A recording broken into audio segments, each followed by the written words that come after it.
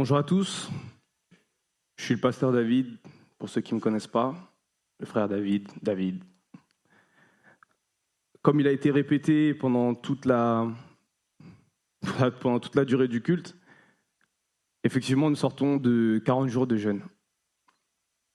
On sort de 40 jours de jeûne où on était au pied de Jésus.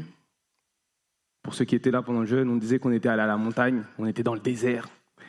Et on est resté là au pied de Dieu, en élevant nos faces, en cherchant quelque chose. Et pendant ce jeûne, le Seigneur m'a amené à méditer sur la tempête, sur l'histoire de la tempête. Quand Jésus calme la tempête, etc. Donc une histoire que tout le monde connaît. Et puis il m'a dit, va regarder ce qui se passe avant, juste avant. Qu'est-ce qui se passe juste avant? Il est en train de prêcher. Il y a tout le monde qui est à ses pieds, sûrement au bord d'une plage, puisqu'on dit qu'il a pris la barque et qu'il est parti à l'autre bord juste après, et qu'il y avait une foule qui était là et qui écoutait ses paroles. Une fois que cette foule a écouté ces paroles-là, il y avait ses disciples qui étaient avec lui, ils ont pris la barque, puis il y a eu la tempête. Vous connaissez l'histoire, les disciples étaient un peu agités, ils ont réveillé Jésus, et Jésus a calmé la tempête. En leur faisant 2-3 remarques, ils sont arrivés de l'autre bord, et ils sont arrivés dans un pays, le pays des Géraziens. Quand ils sont arrivés dans ce pays, la première chose qui est venue, qui s'est confrontée à eux, c'est la manifestation d'un démoniaque. Une personne qui vient, qui s'avance comme ça. Et on dit que cette personne était agitée, qu'elle était violente, d'une rare violence. Que les gens n'arrivaient pas à le contrôler et puis il traînait dans les sépulcres. Puis je me suis dit, ok, comme dans les évangiles, il y a toujours l'histoire qui est racontée peut-être 2 fois, 1 fois, 2 fois. Je regarde où est-ce que ça a été raconté d'autres. Donc il y a Marc, il y a Matthieu et il y a Luc. Matthieu, lui, il nous dit qu'il y a deux démoniaques qui viennent. Et les autres, ils se focalisent sur un. Pour vous dire que focaliser, c'est parce que je me suis posé la question, mais pourquoi dans un, il y en a 2, et pourquoi dans les autres qui en parlent, il n'y en a qu'un? Et puis j'ai commencé à réfléchir un petit peu à notre Église. J'ai commencé à réfléchir à notre Église et à notre marche de chrétiens. Ces 3 histoires-là, finalement, elles n'en font qu'une. Pourquoi? Parce qu'en fait, et d'ailleurs, on va lire ensemble d'abord, avant qu'on puisse continuer, on va lire Matthieu, du verset 8 au verset 26. Je sais que ça fait beaucoup de lecture. Est-ce que quelqu'un peut apporter un micro à Yannick pour qu'il me lise ça, s'il te plaît? Il leur dit, « Pourquoi avez-vous peur, gens de peu de foi ?» Alors il se leva, menaça les vents et la mer, et il y eut un grand calme. Ces hommes furent saisis d'étonnement. « Quel est celui-ci, disait-il, à qui obéissent même les vents et la mer ?» Lorsqu'il fut à l'autre bord, dans le pays des Gadaréniens, 2 démoniaques sortant des sépulcres vinrent au-devant de lui. Ils étaient si furieux que personne n'osait passer par là. Et voici, ils s'écrièrent, « Qu'y a-t-il entre nous et toi, Fils de Dieu? Es-tu venu ici pour nous tourmenter avant le temps ?» Il y avait loin d'eux un grand troupeau de pourceaux qui paissaient. Oui, qui paissait. Okay. Les démons priaient Jésus, disant, « Si tu nous chasses, envoie-nous dans ce troupeau de pourceaux. » Il leur dit, « Allez. » Ils sortirent et entrèrent dans les pourceaux. Et voici, tout le troupeau se précipita dans les pentes escarpées dans la mer, et ils périrent dans les eaux. Ceux qui les faisaient paître s'enfuirent et allèrent dans la ville raconter tout ce qui s'était passé et ce qui était arrivé aux démoniaques. Alors toute la ville sortit à la rencontre de Jésus, et, dès qu'ils le virent, ils le supplièrent de quitter leur territoire. Amen. Est-ce que vous voyez déjà un premier contraste? Le premier contraste que j'ai relevé, c'est qu'une fois que la tempête est calmée, alors que les disciples, on peut dire, ils traînent avec Jésus, c'est un peu ses bras droits, ses bras gauches, c'est ses potes. Ils sont avec lui quand il fait des miracles. Et quand Jésus calme la tempête, alors que c'est eux qui l'ont appelé pour calmer la tempête, s'ils l'ont appelé, c'est qu'ils savaient qu'il était capable de le faire. Au moment où Jésus accomplit ce miracle, ils disent, qui est celui-ci à qui obéissent même les vents et la mer? Les démoniaques, quand ils le voient, les démons qui sont à l'intérieur, ils disent « Fils de Dieu ». Ça veut dire qu'un démoniaque, il ne traîne pas avec Jésus, mais il est capable de reconnaître l'action de Jésus. Au moment où il est en train d'avancer, au moment où il y a une atmosphère propice, il reconnaît, dans la zone, il y a Jésus, donc il vient lui-même. Il vient lui-même à Jésus. Et il dit, bon, Jésus, je sais, t'es qui? Je sais qui tu es. Je sais que tu as été envoyé ici. Est-ce que tu viens m'agiter avant l'heure? Ça veut dire que non seulement il sait que Jésus a tout pouvoir sur lui, mais il sait aussi qu'à un moment donné, Jésus viendra pour les éradiquer. Et il lui demande de lui faire grâce. Il lui dit, maintenant que tu es venu, est-ce que s'il te plaît, tu peux nous faire la grâce d'aller au moins dans les pourceaux? Je me suis posé la question. Bon, maintenant que j'ai remarqué ça, j'ai remarqué que on est un petit peu des incrédules de temps en temps. Pourquoi le démon, il a besoin d'aller dans un pourceau? Pourquoi il demande ça à Jésus? Et pourquoi Jésus lui accorde? Et puis je me pose la question, et je me dis, c'est fou, parce que dans les autres livres de l'Évangile, quand je lis Marc, quand je lis Luc, quand ils se focalisent sur un des démoniaques, ils disent que ce démoniaque, quand Jésus lui demande son nom, il répond « Je m'appelle Légion ». Donc il n'y en a pas qu'un seul démon qui est dans le corps de la personne, il y en a une légion. Une légion, ça veut dire qu'il y a beaucoup de démons. Et qu'est-ce que la parole dit? Elle dit, si à un moment donné dans ta vie, tu réussis à chasser le mauvais esprit, attention, reste vigilant, parce que si tu le laisses réentrer, il ne va pas revenir tout seul, il va revenir avec d'autres. Ça veut dire qu'on est sur quelqu'un qui sûrement, un démon était déjà venu, et puis il est parti, et il est revenu avec d'autres potes. Et c'est pour ça que ce démoniaque, il était pris, possédé, ce qu'on appelle la possession. Et ça me montre bien que le démon, pour qu'il puisse faire son action, il a besoin d'un corps. Il a besoin de matière. Le démon, sans matière, il ne peut rien faire. Il erre. Parce que son lieu à lui, c'est les lieux arides. C'est pour ça qu'il supplie. Bon, pendant que tu n'es pas encore revenu, tu n'es pas encore mort sur la croix, tu n'es pas encore revenu, est-ce que tu es venu avant l'heure? Est-ce que tu es venu avant l'heure? Si tu n'es pas venu avant l'heure, laisse-nous faire ce qu'on a le droit de faire. C'est-à-dire venir posséder des incrédules, de venir se servir des faiblesses de tout un chacun. Laisse-nous continuer à faire notre travail, en fait. S'il te plaît. Parce que dans les lieux arides, moi, je ne supporte pas. Là où je suis à la maison, c'est dans le corps de quelqu'un. Là où je suis à la maison, c'est dans le corps de quelqu'un. Dans mon corps à moi. Peut-être dans le corps de Ange, dans le corps de Jojo. C'est là où le démon, il établit un petit peu sa maison.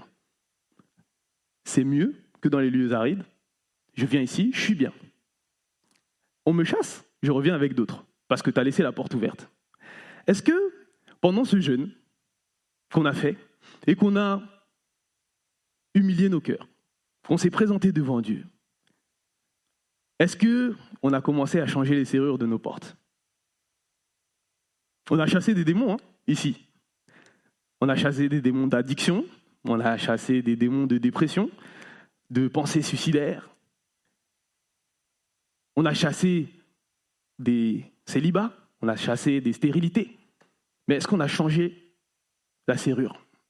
Est-ce que le démon qu'on a chassé, à un moment donné, il ne va pas se dire « En vrai, c'est dans sa nature, là, il est concentré, il m'a chassé, il a un peu balayé, c'est dans sa nature, il va partir, j'attends un petit peu, peut-être 1 mois, 2 mois. Et puis, Comme il a réussi à me chasser moi tout seul, je vais revenir avec mes potes. Moi, j'étais que dans le salon, mais là, il y aura un mec dans le salon, un mec dans la cuisine, un mec dans la chambre, un mec... Est-ce que j'ai changé la serrure de ma porte? Est-ce que le jeûne que je viens de faire, il va servir à quelque chose? Et combien de fois dans nos vies, on répète les mêmes choses? On ne revient pas tout le temps à Dieu pour les mêmes histoires, pour la même colère qui nous a poussé à avoir un excès, pour la même dépression qui nous a poussé à avoir une baisse de foi, comme les gens aiment bien appeler, pour les mêmes penchants qu'on a cultivés, qu'on a décidé de ne pas fuir, et puis on est tombé, comme diront certains, dans l'impudicité, dans la fornication, en plein de choses. Et au moment de payer les conséquences,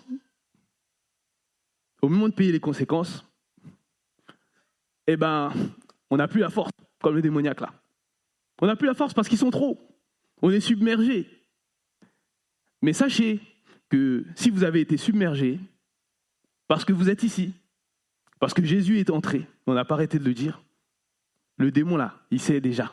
Le démon qui peut-être est en vous, peut-être le mauvais penchant qui est en vous, le mauvais esprit qui est en vous, il sait déjà que Jésus est là. L'action que vous avez à faire, c'est juste venir. Et maintenant, Jésus va discuter avec le démon. Il va le chasser. Et on le vit beaucoup ici. Il va le chasser. Et est-ce que, en tant que peuple de Dieu, quand quelqu'un vit le miracle de Dieu, quand quelqu'un vit le pardon, est-ce qu'on n'est pas dans nos murmures? La suite du texte a dit que, effectivement, ils sont allés dans les porceaux. Sachez que Jésus, quand il fait ça, il sait. Parce qu'une différence entre l'humain et le cochon, ou le porceau, c'est que le porceau, il n'accepte pas que le démon il puisse venir en lui. Il n'est pas dit que c'est les démons qui se sont jetés dans la mer. Il est dit que c'est le troupeau de porceaux qui se sont jetés dans la mer. Pourquoi? Parce qu'ils ne supportaient pas. Ils ne supportaient pas la présence de démons en eux. Ils préféraient mourir que d'avoir un démon en eux. Nous, on s'accommode de ça. Quand on a des esprits, quand on a des mauvais penchants, on s'accommode. On continue à vivre. On va au sépulcre, on est violent avec les autres, etc. Et puis on est délivré. Et puis ça recommence, la boucle infinie. Je vais appeler ça la boucle infinie. Mais les porceaux, eux, ils se sont jetés dans la mer. Quelle est la réaction de celui qui a élevé les porceaux? Parce que comme je vous le disais, quand Jésus passe de l'autre bord, il va vers les gens qui ne le connaissent pas. Il va vers les gens qui ne connaissent pas Dieu, qui ne connaissent pas l'Éternel. Il va vers ces gens-là et il dit, et il fait ce miracle. Ça veut dire qu'il ne parle même pas avec les gens du troupeau, en vrai. Il vient et il fait son miracle. Et quel est l'accueil des gens qui ont vu le miracle? Jésus part. Jésus part. Ils ne sont pas contents. Pourtant, il est dit en intro. Ce gars-là, il est un peu violent. Il est dans les sépulcres. Tout le monde a essayé de le calmer. On l'a même lié. C'est un problème pour la communauté. Et maintenant que Dieu a délié la personne, il nous a fait perdre notre business. Est-ce que parfois, quand Dieu il nous dit quelque chose, on n'est pas un petit peu trop centré sur nous-mêmes? Est-ce que le Seigneur ne vient pas bouleverser un petit peu nos plans? Est-ce qu'on n'a pas nos plans, nos propres plans à nous et puis le Seigneur, il vient, il bouleverse ce plan. Pourquoi? Les porceaux, ils étaient élevés. C'est peut-être le business spécifique des Géradiens, t'as dit Yannick, c'est ça? Géradiens, j'ai dit Gérésiens tout à l'heure. Donc les Gadaréniens. Donc c'est un pays étranger, d'accord? Leur business à eux, c'est d'élever le troupeau de porcs. Les Juifs, eux, dans leur pays à eux, dans leur partie du pays, ils n'élèvent pas les porcs. Pourquoi? Parce que le porc, c'est ce qu'ils considèrent comme étant impur. Donc ils ne vont pas le manger, etc. Mais les autres, ils le mangent. Hein. Les autres le mangent. Et là, en fait, Jésus, il vient de tuer le business. Il vient de tuer le business. Il n'avait pas un porc, il n'en avait pas deux, il avait un troupeau.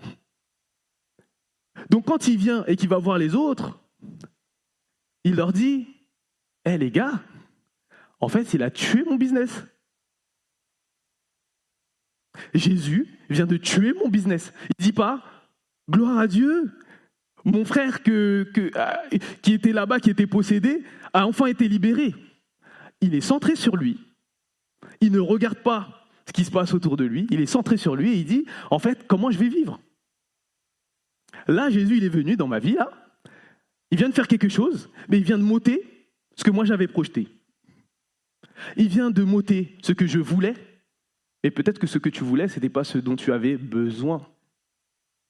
Tu avais besoin de Christ dans ta vie. Et qu'est-ce que tu as fait? Au moment où Christ s'est présenté à toi, tu l'as rejeté. Il n'est pas dit qu'une seule personne l'a rejeté, il est dit que tout le pays demandait de partir. Tout le pays. Donc qu'est-ce que Jésus a fait? Vous lirez la suite du verset. La suite du verset dit, dans les autres livres, parce que je me concentre sur celui qui s'est fait, qui avait légion en lui, celui qui avait légion en lui, à qui on avait donné une nouvelle identité, puisqu'on ne peut plus l'appeler légion, on va dire que c'est le racheté. Aujourd'hui, je vais l'appeler le racheté. Le racheté, il vient voir Jésus, et au moment où il est chassé, lui, il fait quoi? Il dit non, je vais rester attaché à toi, Seigneur. Je vais rester attaché à toi. Je vais rester avec toi. Est-ce qu'il y a moyen que je vienne avec toi? Et qu'est-ce que le Seigneur fait? Il lui dit, mon fils, reste ici. Va raconter ce que j'ai fait. Va témoigner de ce que j'ai fait pour toi. Va raconter ce que j'ai fait. Pourquoi? Parce que, peut-être que lui aussi, il s'est dit, bon, pour pas retomber dans mon péché, pour pas retomber avec mes démons, je vais rester à l'église, en fait. Je vais rester à l'église, et peut-être qu'à l'église, il y a une barrière spirituelle qui va me protéger, qui va empêcher les démons de venir, parce que j'ai déjà vécu ça, je ne veux pas le revivre une autre fois. Cette fois, c'était la fois de trop. Mais la première mission que Dieu nous a donnée, c'est quoi? Allez et faites de toutes les nations des disciples. Ça veut dire que même au moment où Dieu t'a libéré, on n'oublie pas la mission. La mission, c'est pas que toi tu sois libéré. Je t'ai pas libéré pour toi-même. Je t'ai libéré pour que d'autres qui ont été incrédules, d'autres qui m'ont rejeté, puissent venir à moi.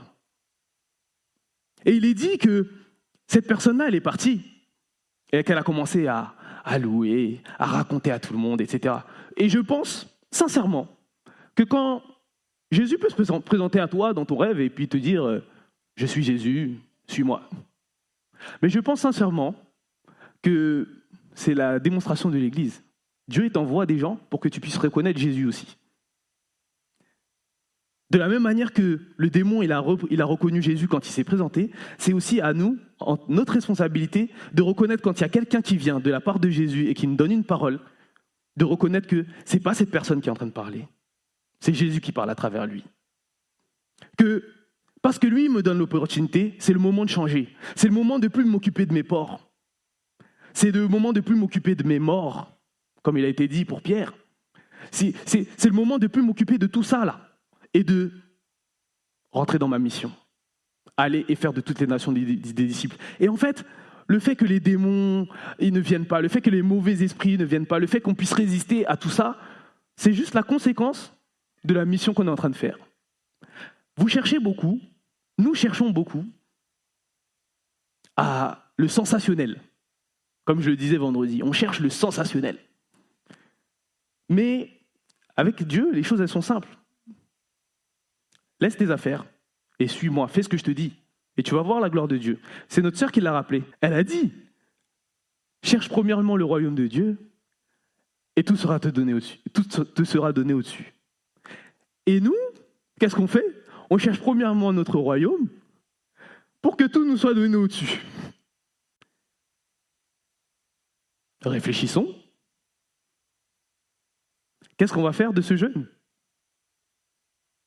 Qu'est-ce qu'on va faire de toutes les paroles qui nous auraient été données, de toutes les personnes qui sont venues, de toutes ces personnes qui ont été libérées, qui ont témoigné ici? On a eu même une nuit de louanges et de témoignages. Qu'est-ce qu'on va faire de ça? Est-ce que ça va nous donner la force d'abandonner nos projets au profit des projets de Dieu?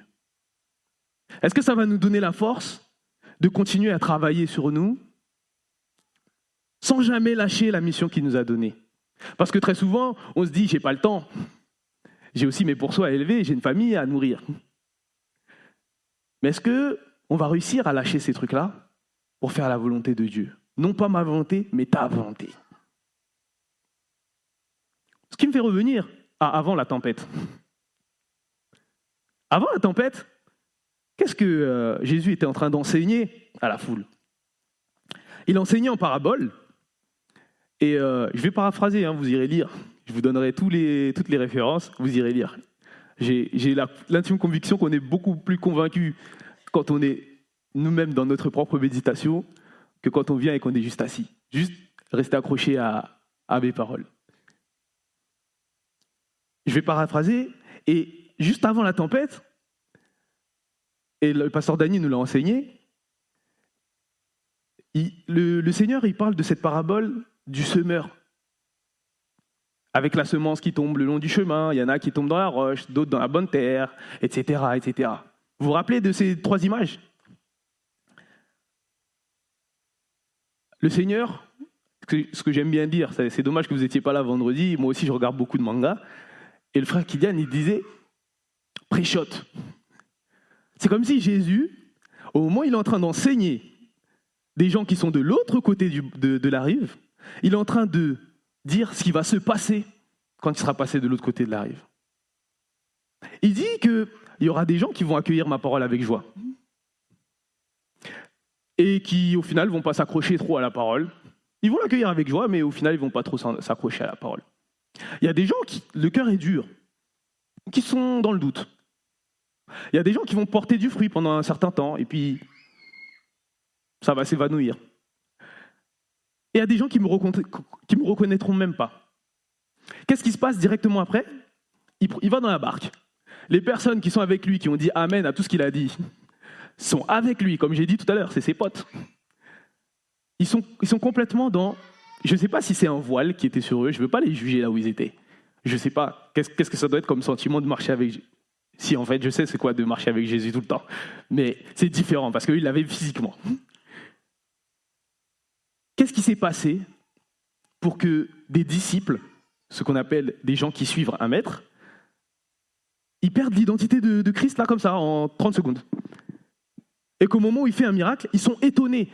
Pourtant, ils sont habitués. Ils ont déjà vu Jésus faire plein de miracles. Voilà la preuve que le sensationnel ne sauve pas. Ce n'est pas en voyant des miracles à gauche et à droite que tu vas continuer à suivre Christ.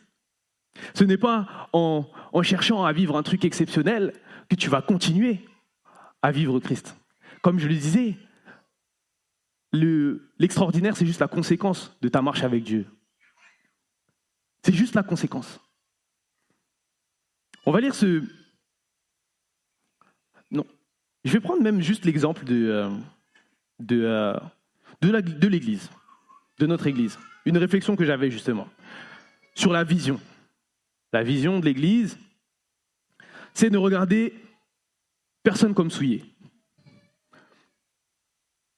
Bon, pour moi, ce texte, c'est complètement... ah, ok, c'est un démoniaque. Je ne sais pas si moi, j'avais vu un démoniaque. J'aurais pas dit, bon les gars, venez, on va plus de ce côté-là parce que lui, il est pas bien. Est-ce que dans notre Église, et le pasteur l'a rappelé, au moment où il y a des gens qui témoignent, au moment où on voit la vie des gens, est-ce qu'on ne considère pas que la personne, elle n'est pas assez bien pour qu'on traîne avec? On a eu des témoignages ici, je ne vais pas les rappeler, parce qu'on a dit que c'était quelque chose qui restait entre nous, mais on a eu des témoignages qui étaient forts. Des témoignages où des gens qui ont cultivé le péché dans leur vie ont ressenti le besoin de poser un acte et de venir et de témoigner, de venir et de poser un acte et de dire, à partir d'aujourd'hui, ma vie, elle sera différente. Je vais marcher dans la vérité, vous allez me voir comme je suis. Oui, j'ai été un démoniaque. Est-ce que, quelque part, moi aussi, je n'ai pas été un démoniaque? Je vous parle de moi-même. Moi aussi, je n'ai pas toujours marché droit. Je n'ai pas toujours été bon et je suis loin de l'être. Seul Dieu est bon. Mais est-ce que reconnaître que moi, je suis dans cette condition, ce n'est pas une condition nécessaire pour que, comme mon frère, je vois qu'il n'est pas sur le bon chemin, je puisse accepter qu'il n'est pas sur le bon chemin. Et que je puisse me dire, frangin, je te remercie de m'avoir parlé de toi, et à partir de maintenant, je vais te soutenir dans ta marche, dans ton combat. Mais on est trop centré sur nous-mêmes. On pense trop qu'on est des saints, on est des sachants. Donc même dans la vision que l'Église a donnée, on parle des semeurs. Le pasteur Damien est venu et nous a parlé de la puissance de la semence. Combien de personnes ils sortent d'ici? Ah, t'as vu le pasteur Damien?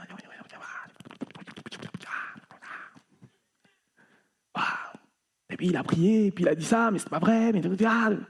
Ok, super. Le pasteur Josué vient ici et dit voilà, j'ai reçu de Dieu que... Et puis les gens... Mais attends, c'est un fou. Comment on va réunir 300 000 euros? Ouais. Quand Dieu il donne la vision, il y en a certains qui sont des pierres. Il y en a certains qui sont de la bonne terre. Il y en a certains qui voient l'action de Dieu et qui font confiance totalement. Et il y en a d'autres. Je reste sur mes richesses. De casser mon... Pardon, excusez-moi. Ils viennent un peu de casser mon business. Je suis venu, j'avais des projets, je voulais faire ma maison, je voulais économiser pour un appart, je voulais acheter des vêtements, je voulais offrir un cadeau à ma mère, je voulais offrir des chaussures à mon frère. Et en fait, là, Dieu, il me demande 2500 euros en 6 mois. Il y en a, il l'a donné en 1 mois. Seigneur, tu viens perturber mon plan, là. Tu viens perturber mon plan. Mais pourtant, quand le pasteur Damien, il parlait de la puissance de la semence, ici, j'ai vu des Amen, Amen, ça levait les mains. Amen, Amen. Est-ce qu'on n'est pas comme ça? On reçoit la parole avec joie. Mais quand vient le moment où Jésus te dit, mets-toi en avant, c'est parti. Parce que tu as dit que tu étais d'accord, parce que tu as dit Amen, parce que Amen, ça veut dire qu'il en soit ainsi. Parce que tu as dit Amen, au moment où on te demande d'y aller, ouais, mais... T'as vu, moi, j'ai des petits revenus. Je pense que la parole, en fait, on la prend tous comme on veut. C'est pour les autres. C'est pas pour moi. Non, moi, je me suis levé parce que j'étais dans l'excitation et puis... Non, fais comme si tu m'avais pas vu. On n'est pas comme ça un petit peu. Est-ce qu'on ne regrette pas parfois d'avoir suivi, d'être allé au bord de la plage et d'avoir écouté les paroles? Parce qu'en fait, au final, quand on a écouté une parole, on en devient responsable. Hein? Quand on nous dit « Allez, faites de toutes les nations des disciples », ah, maintenant je sais. Quand je suis passé par les eaux du baptême, que j'étais un refroidi, et que maintenant je dis « Je suis chaud », quand on me dit « Ah, t'es chaud », vas-y. Vas-y. On est responsable, là. Est-ce qu'à ce moment-là, c'est pas bizarre pour nous? Est-ce qu'on ne reste pas attaché à nos porceaux? Est-ce qu'on n'est pas comme les disciples qui, je vais appeler ça le Stevie Wonderisme, qui deviennent d'un coup aveugles? Mais on veut continuer à avoir des belles mélodies, on veut continuer à être béni, on veut continuer tout ça. Mais on fait les aveugles. On fait les aveugles. Parce qu'on ne veut pas rentrer, parce qu'on n'aime pas. Parce qu'on n'aime pas la parole. C'est ça la vérité. C'est que on dit Dieu du bout des lèvres, mais on n'aime pas la parole. Parce que la parole, elle vient, elle nous change. Parce que la parole, elle vient, elle nous demande ce à quoi on est attaché. Parce que la parole, elle nécessite que je puisse aller de l'autre bord, que je puisse aller dans un autre pays et que je puisse aller annoncer la parole. Elle bouscule mes habitudes. Elle fait que je ne vais pas rester à juste passer 40 jours de jeûne. Il va falloir que je fasse une attitude de jeûneur pendant 1 an, pendant 2 ans, pendant 3 ans, et que je me remette en question constamment, sans murmure. Et je le sais. C'est-à-dire que les paroles que je suis en train de dire là, nous le savons. Mais, est-ce qu'on a changé la serrure de la porte? On le sait, qu'il faut changer la serrure. Mais est-ce qu'on ne se dit pas, bon, maintenant que tout ça est parti, je suis en sécurité. je suis en sécurité et puis Dieu va faire grâce. Dieu va faire grâce. Et Dieu fait grâce dans cette église. On a vu des gens qui étaient malades et qui ont été guéris. On a vu des gens à qui on avait diagnostiqué la mort, qui sont là. Pourtant, quand il y a quelqu'un qui vient et qui dit « Vous verrez, il y aura des enfantements, il y aura ci, il y aura ça », on murmure. Et on commence à se tirer tous vers le bas. Mais la parole de Dieu, elle dit ceci. Une prophétie, elle vient de Dieu. Elle ne vient pas des hommes.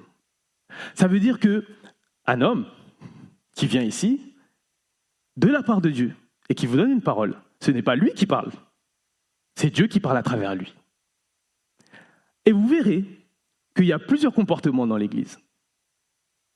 Il y a le comportement de celui qui accueille la prophétie, parce que la prophétie lui fait du bien, et là c'est une prophétie. Peut-être que moi, quand on m'a dit « David, tu vas avoir des enfants », j'étais content. Yeah, je vais avoir mes jumeaux. Mais quand on m'a dit « David, il faut donner, il faut semer », j'ai commencé à regarder mon compte, j'ai commencé à dire « c'est pas une prophétie ça ». Là, c'est pas une prophétie, chef. Là, tu mets tes émotions. C'est parce qu'on a besoin, en fait. C'est parce qu'on a besoin, c'est matériel. On a besoin d'aller plus loin, c'est vrai. On a besoin d'accueillir. Peut-être que tu as des rêves de grandeur. Mais ça, c'est pas une prophétie. Pourquoi c'est pas une prophétie ? C'est la même personne qui m'a dit que j'allais avoir des enfants, non ? Et je l'ai accueilli comme une prophétie. Mais pourquoi, quand les choses elles commencent à venir et que c'est pas dans nos plans, non, là, garde ça pour toi. Est-ce qu'on n'a pas ce travail à faire en nous ? Est-ce qu'on n'a pas ce travail à faire en nous ? C'est à vous que je pose la question. Moi, personnellement, j'ai commencé ce travail. J'ai commencé ce travail et je me suis remis en question et je me suis dit, David, en fait, t'es incrédule. Peut-être qu'à un moment donné, t'as perdu la foi. Tu t'es accommodé. J'en ai témoigné ici. On t'avait dit que t'allais avoir des enfants, maintenant t'as toujours pas d'enfants. Bon, c'est pas grave. Seigneur, tu as dit que en tout cas dans les faits, je vois que j'ai pas d'enfants, je vais m'en accommoder. Est-ce que je deviens pas incrédule ? Est-ce que je commence pas à m'habituer à quelque chose ? Et est-ce que cette incrédulité, elle m'emmène pas tout doucement, comme ça, à la baisse de foi dont on parlait au début ? Si ma foi elle a baissé, comment je vais témoigner ? Comment je vais aller faire de toutes les nations des disciples ? Comment je vais pouvoir dire « Le Seigneur a fait des miracles » ? Et pourtant, c'est un miracle que j'attends parmi tant d'autres que le Seigneur a fait. Mais moi, je suis focalisé sur celui-ci. Ça se trouve que l'éleveur, là, des porceaux, à la base, il n'a pas de travail. Ça se trouve que Dieu lui a donné un travail. Au bout d'un dur labeur, qu'il a galéré, il est parti, il a postulé, il a fait ci, il a fait ça, etc. Et sans qu'il le sache, Dieu a fait grâce, et puis il a commencé à élever les porceaux. Et maintenant, quand il a perdu les porceaux, il maudit Dieu. Est-ce que nous, on n'est pas un peu comme ça, des fois, dans ce que Dieu nous a donné ? Dieu va nous donner une bénédiction, et au moment où il va l'ôter, est-ce qu'on n'est pas des maudisseurs de Dieu ? On peut dire maudisseurs ? Ça se dit maudisseurs ? Des médisants. Merci, mon petit frère. Des médisants de Dieu. Je vous pose la question. Vous verrez, je fais souvent ça. J'essaye vraiment de laisser des moments de silence pour que vous ayez le temps de réfléchir. Est-ce qu'il n'y a pas une colère à un moment donné, quand il y a des diagnostics qui sont donnés ? Parce que ce qu'on voit, et on nous l'a rappelé pendant le jeûne, ce qu'on voit, ce n'est pas la vérité. Ce qu'on voit, c'est la réalité. La vérité, c'est la parole de Dieu. Jésus dit, « Je suis le chemin, la vérité et la vie. » Ok, ça veut dire si j'emprunte le chemin de Dieu, normalement, je vais voir la vérité et j'aurai la vie. Mais il y a un chemin. Sur un chemin, on marche. On ne rencontre pas des pierres précieuses tout le long du chemin. Du moins, pas tout le temps. Des fois, c'est des cailloux, en fait. On regarde comme ça, et on passe, on dit « Ah, ça, je ne dois pas ramasser. » Et des fois, on prend une pierre. « Ah, cette pierre, elle est jolie. » Et des fois, tu vas passer par un endroit et pour le sésame ouvre-toi, il va falloir donner la pierre. Bizarrement, c'est la même forme. Mais 2500 € là, que je dois donner. C'est la même forme. Je mets. Et puis, les portes s'ouvrent. Ah, on a des gens qui suivent. Et puis les portes s'ouvrent, la puissance de la semence dont on parlait. Mais, non, je vais garder un petit peu, je vais passer par un autre chemin. Et du coup, c'est nous qui allons élargir le chemin. Et du coup, on est confronté à notre réalité. Au lieu de vivre la vérité de la parole de Dieu, on est confronté à notre réalité de pécheurs, de gens qui aiment se tenir éloignés, des gens qui sont le long du chemin et chez qui la parole, elle fait aucun effet. Ou du moins des effets qui ne sont pas bons sur la durée. Aujourd'hui, la sœur Françoise a eu à cœur dans sa liste de prendre le chant qui dit « Je veux t'adorer ». Oui, t'adorer, c'était quoi les paroles déjà ? Moi, je compte un peu. « Si je vis Seigneur, c'est pour t'adorer ». Voilà. L'adoration, c'est pas quand on se met à genoux dans la position d'adoration et qu'on crie à Dieu avec les mains élevées. L'adoration, ça continue dehors, hein, par notre comportement. Ça continue par, par le dépôt le bon dépôt que Dieu a mis sur nous. Si je vis, Seigneur, c'est pour t'adorer. Combien de fois on chante des paroles et on n'a pas conscience de ce qu'on est en train de chanter ? Si je vis, Seigneur, c'est pour t'adorer, ça veut dire qu'au moment où je suis confronté au démoniaque,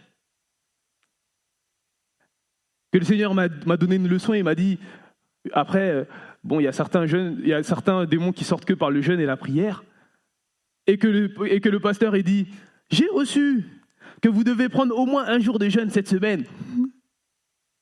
Si je vis, Seigneur, c'est pour t'adorer. Est-ce que mon rôle, c'est pas de prendre mon jour de jeûne? Et il n'a pas dit de sujet. Hein. Ça veut dire qu'il y avait tellement de sujets.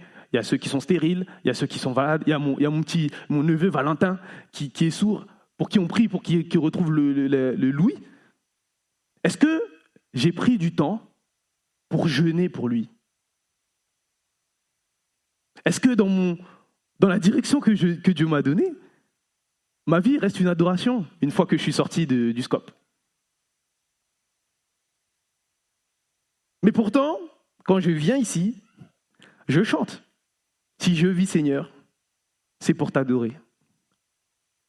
La vérité, c'est que quand on voit un gain quelque part, c'est facile pour nous de faire des choses. Quand on ne voit pas de gain, c'est difficile pour nous de faire des choses.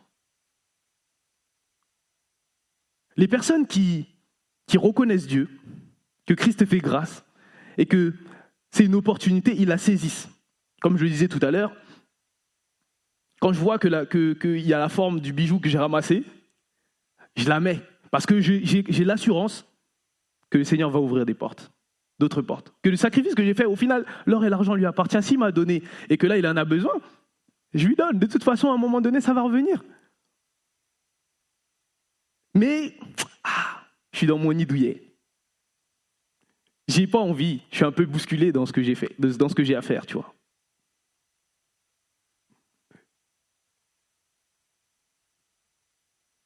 Dans la suite des événements, et c'est le frère Jérémie, je te remercie, qui est venu le dire. Quand Jésus a été chassé par le peuple, il arrive encore de l'autre côté du bord. Mais cette fois, il y a toute une foule qui vient pour l'accueillir. Dans cette foule, qui est ambiancée, ça c'est le gars qui disait les paraboles la dernière fois, on a été frappé d'enseignement, il a déjà accompli des miracles. Seigneur, Seigneur Jésus, Seigneur Jésus, Seigneur Jésus. Et puis les 3 livres, ils parlent de Jairus, qui est le chef de la synagogue, qui, comme les autres, croit que le Seigneur peut ressusciter sa petite fille. En tout cas, ce qui ne va pas chez sa petite fille. Mais il y a un seul livre qui parle de la femme à la perte de sang, qui n'a pas parlé avec Jésus, mais qui a fait son action à travers la foule, passé entre les gens, etc., et touché le pan de Jésus. Et il est dit dans la parole, elle se disait en elle-même, si je touche, je vais être guérie. Il n'est pas dit que parce qu'elle a touché, elle a été guérie. Il est dit, elle a touché, et parce qu'elle s'est dit en elle-même, si je touche ce vêtement, je serai guérie, elle a été guérie. C'est là que le Seigneur a senti la force qui est sortie de lui. C'est au moment où il est dit dans la parole, elle se disait en elle-même, est-ce que quand je viens et que je veux vivre du coup le surnaturel, parce que je suis Dieu là maintenant, je sais où il est, je le cherche, et est-ce que quand je veux vivre le surnaturel, j'ai pas un manque de foi? Est-ce que j'ai pas un manque de foi? Il est le rémunérateur de celui qui le cherche, oui, mais le royaume de Dieu appartient au... Le royaume de Dieu appartient au... Le royaume de Dieu appartient au... Est-ce que vous voulez qu'on puisse vivre la sainte violence dans la belle lumière? Abandonnons nos faux raisonnements. Abandonnons nos murmures. Abandonnons nos attaches à ce qu'on possède. La seule chose, une chose est nécessaire. Une seule chose est nécessaire, c'est de suivre Dieu. Une seule chose. Quand tu es dans tes pensées, quand tu penses que tu ne peux plus y arriver, le Dieu que tu as invité dans ta vie, qui est le Dieu de la résurrection, peut ressusciter ce qui est mort dans ta vie. Le Dieu que tu as invité dans ta vie, qui est le Dieu de la délivrance, peut te délivrer de la légion qui t'a pris. Le Dieu que tu as invité dans ta vie, avec lui, il n'y a pas de doute qui est possible. Si tu crois, tu verras la gloire de Dieu. Je vais vous demander de vous lever. Tu peux prendre... J'apporte plus qu'un beau chant.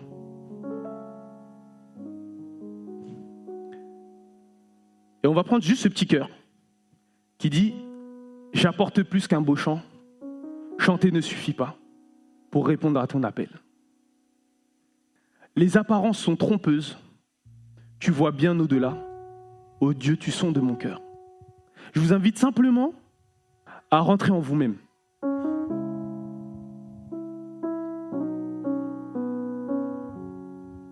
Il y a 3 ou 4 histoires que j'ai racontées aujourd'hui qui en font qu'une. À quelle étape, quand Jésus est en train d'avancer dans ta vie, à quelle étape tu es? Est-ce que tu es encore au bord de la plage? Est-ce que tu as traversé? Est-ce que tu es avec les disciples dans la barque? Est-ce que tu es le démoniaque? Est-ce que tu es celui qui était attaché à ses pourceaux? Est-ce que tous les personnages? Et au moment où tu vas prendre ce chant, j'apporte plus qu'un beau chant, tu vas te détacher. Tu vas te détacher de ce qui te retient d'aller et de faire de toute la nation des disciples. D'être un bon témoignage. D'être une personne qui marche non par la vue mais par la foi. D'être une personne qui montre sa foi par sa bouche et non pas par les œuvres.